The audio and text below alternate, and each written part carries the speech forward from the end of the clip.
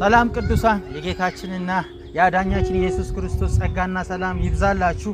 እንደሚታወቀው የነቀምቴ ሙሉ ወንጌል ላለፉት 50 ዓመታት በምዕራብ ኢትዮጵያ ታላቅ የወንጌል ስርጭት በማድረግ እንዲሁም የመንፈስ ቅዱስ መነቃቃትንና የመንፈስ ቅዱስን ጥምቀት በማከናወን ታላቅ ስራ ሰርታለች።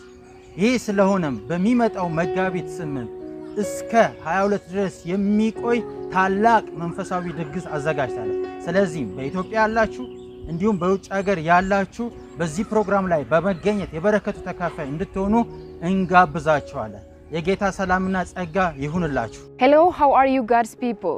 Grace and peace be upon you. Nekamte Mulu Wangel Believers Church, since it is established, it has been working on evangelism and Holy Spirit revival in Western Ethiopia for 50 years. After a long journey to celebrate this 15th anniversary from March 70 to March 31, all the preparations are completed. So, all of you are invited to attend. God bless you.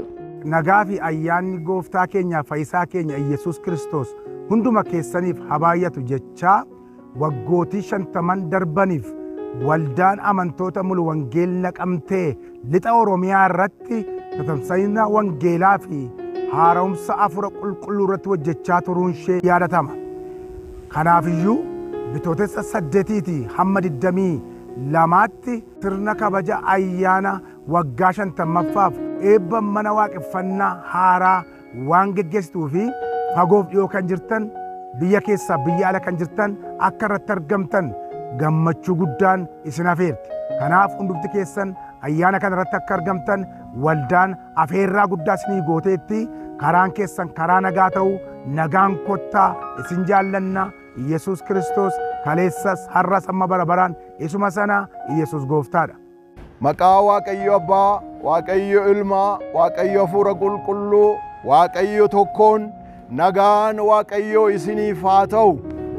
Waldaan mulu wangeelii naqamtee hundeeffama ishee waggaa 50ffaa waggaa kana kabajuudhaaf qophii guddaa sochii guddaa gochaa jirti.